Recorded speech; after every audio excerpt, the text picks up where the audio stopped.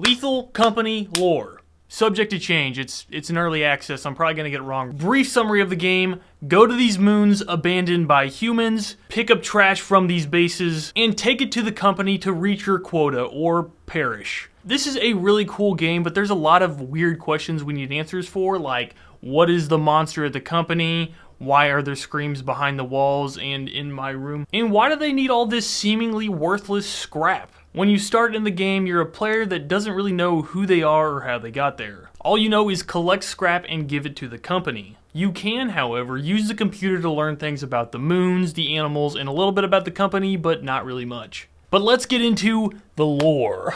Real quick, yes, I know I'm at a new filming setup. Don't freak out. I just got a house and it's still a work in progress. I know it's kind of messy. It's going to be cool. It's going to be cool, guys. Wait for it.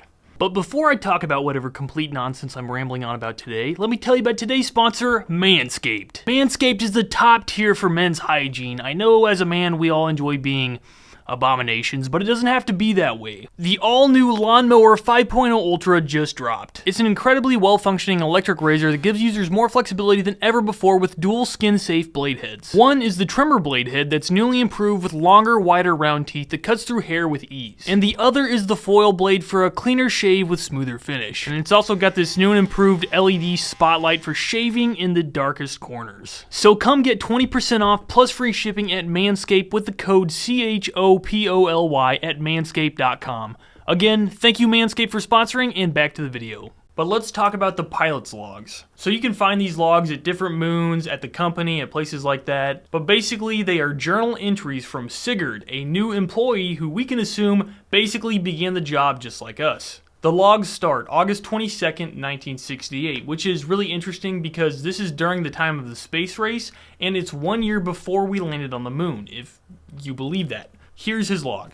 Hello, I am writing this log to keep myself sane. I couldn't find a way to do the most basic thing on this old janky butt computer, so I had Desmond added in. The log feature. Till now, I've just been adding my notes to the bestiary, whatever I know. So he's the one documenting all these animals that we could read on the computer. Sigurd starts off pretty casual. He talks about how the company is constantly hiring new people for some reason. But he says like the suits are stinky, his coworkers are stinky, relatable. But what starts off so casual starts to spiral into insanity. The further you go, Sigurd starts to log and talk about how he's hearing all these horrible monsters coming from behind the counter. Not sure if they're monsters, people, sacrifices. He also mentions that his coworkers seem to not really pay any attention to what he's saying and not really care about the voices in the walls. He's just like me, for real. But then he briefly says that his flashlight beam can't shine behind the counter, it just goes dark when he shines it in there. Then, a few days after that log, he starts to talk about how he is talking with some voices on his walkie-talkie. It was like part of the screams. He told me the Golden Planet actually existed. It's not a legend. He told me it didn't just hit a meteor. He said the planet was swallowed up by the beast, and they were in its body being digested. I asked what the beast is, and he said he didn't know. He said it ate the planet and they forgot everything. Sigurd tried to explain to the voice on the radio that he was probably behind the wall at the company, where that tentacle monster thing is, and the voice started to freak out, saying something about spitting out the rinds. And Sigurd's co-workers hearing this reminded Sigurd that this Golden Planet story is just a story, or like a folklore. So this leaves us with a lot of questions. Where are the voices actually at? Why did it freak out when it mentioned the building at the company? And what the heck is the Golden Planet, and why does everybody know the story about it? I have no idea what to do with all this information. I got a theory to spitting out the rinds. You know, it talks about how the Golden Planet was swallowed up by the Great Beast, and that maybe it's spitting out the rinds, or like the people, or these monsters. No, actually, I don't know. Moving on. August 31st. Sigurd is talking about how sketchy this job is. He talks about how he had to do this assessment review on the phone with the company whenever he first started, but he keeps talking about how he thought the voices were fake. Then saying he signed the contract on the shuttle with the rest of the crew, and the shuttle is on autopilot, and like he never met any of the people at the company, like he doesn't know who they are or where they came from, and starts talking about how he wants to go home. September 4th. Sigurd starts saying how the selling rate for scrap is 120%, and whenever he got there to the company, he said that the worst sounds were coming from behind the wall. It sounded like crying red faces all churned up, swept away by concrete. Starts talking about how it sounds like they're being grinded up like spices in a bowl and that no one else in the crew could hear it, and they didn't care to entertain his schizophrenic ramblings. A few more days go by, and Sigurd starts talking about how he lost one of his coworkers. It was a really stinky one, and it sounds like a thumper ate it. But anyways, he started having nightmares because of this, basically. And then Sigurd figures out that he can show his coworkers the horrible screams by going to the company building and turning on the radio and standing by the wall. And then they all listen to the tormented, horrible screams behind the wall together, and everyone wants to quit, except for Sigurd, because he got this job, and he's not going home to his dad. No, he's gonna stick it out and die. September 27th, 1968. Basically, Sigurd and his brother and coworker Desmond, who's really good with the computer, figured out he could track the calls that came from the company. So the company is supposed to be behind the wall at the company building or whatever, but whenever they tracked it, they're actually not there, but at the complete other side of the solar system. Sigurd then theorizes that there is a really big monster trapped inside the company building, and just like, I guess, the walkie-talkie voice told him, there is a monster there and people behind the wall. And that the company, who is actually on the other side of the solar system, trapped this monster and is having these workers feed the monster with this scrap in order to keep it tame from eating planets or whatever. Wow. September 30th. Sigurd is still having bad dreams. Sad.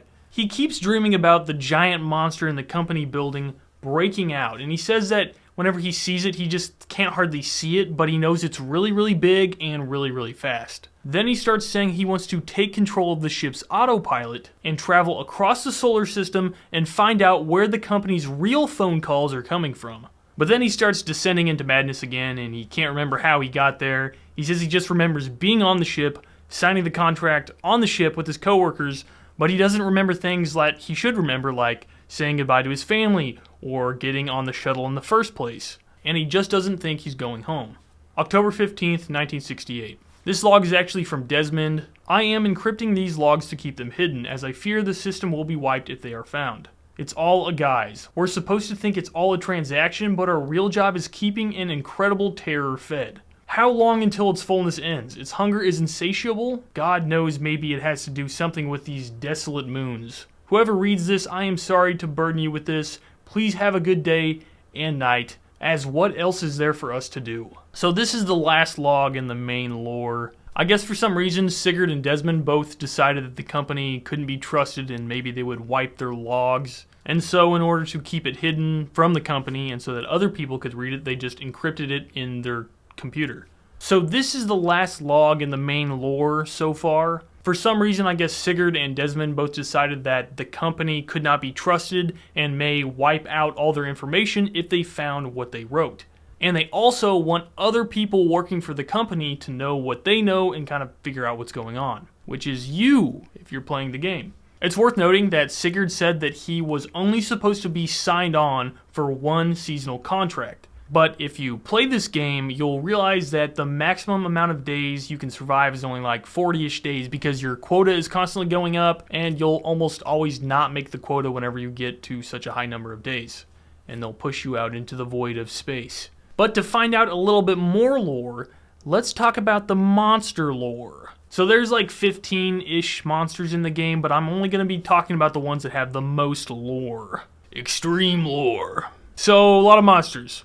A lot of cool ones, like you got the Bracken, it'll snap your neck if you don't turn around and look at it, and then it will take your body away. We got the horrible atrocity that is the Thumper, which is like these horrible creatures that are related to sharks, and according to lore, they had to eat their own legs in order to escape their shell during birth.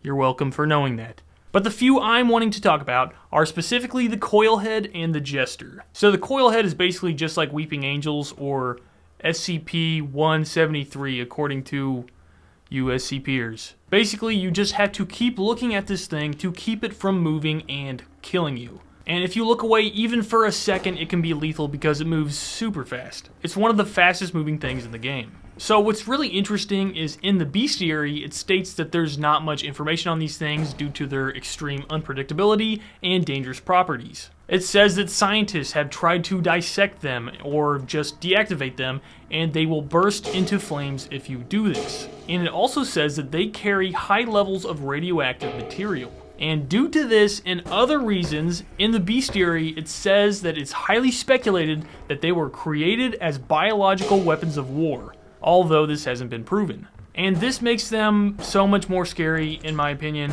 Like, imagine being at war and having to deal with a thing that you have to look at all the time, or it will grab you and rip off your arms and rip off your head, and then put a coil where your head should be. Also, coil heads, if they encounter a really loud noise or a really bright flash, it will put them into reset mode and they won't move for a while. Now, because the bestiary states that these are maybe biological weapons of war, it makes me think that also the Jester was maybe used in war, because it's kind of the same creature as the coil head. This makes me theorize that maybe there was some sort of war on these moon bases. Because, like, if you look around, turrets, mines, people in orange jumpsuits, maybe they're prisoners of war and they were grabbed and then they erased their memory. Maybe the big monster was also in the war and they do have to keep it fed because it will leave, and maybe the war was against him.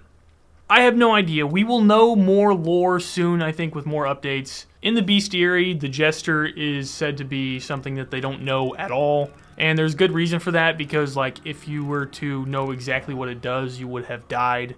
Because it has, like, 3 main stages. One is following a person around in a peaceful state. The second is cranking its arm and not moving. And the third is whenever it goes into killing mode, where it comes out and eats all of the nearest players. Yeah, it's pretty terrifying. It's a horrible thing. It's in your walls. One last thing before I end the video, the company building lore. So, like I said before, you collect the scrap, you take it to the window, and then this tentacle arm comes out and grabs you. No, it doesn't grab you. It grabs the stuff you put in there. Sometimes it will grab you if you ding the bell too many times. So make sure you do that. But there's actually a hatch at the company building. If you go around behind some bins or something, there's this hatch, and when you crawl down there and you make some hops on some scaffolding, you will find a giant drill that is facing the wall of the company building. On this drill, it's painted "Don't Tell," and also has 2 places to put those huge battery nuclear reactor things, but it's not possible to do that yet. We can assume that this drill was put here by someone who wants to either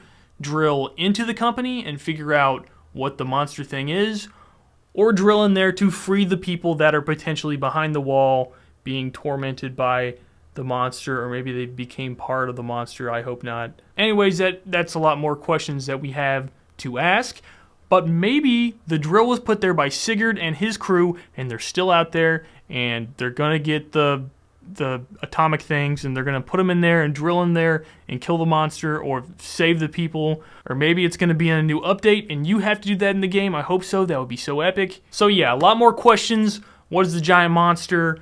What is actually the company, and why are the calls from the company coming from across the solar system? What is the golden planet? Is it real? Will Sigurd ever again see his dad? Lots of questions. I'm sure with more updates we will get more insight into the lore and into the whole world that they've created in this game. But really, great job in this game. The people that made this, I can't remember who it was, but Lethal Company, great game. It's only available on Steam. This is not a paid promotion. Thank you guys for watching. Thank you for supporting my channel. What the heck is happening? The coil heads are in your walls. The coil heads are in your walls. Goodbye. Have a good day.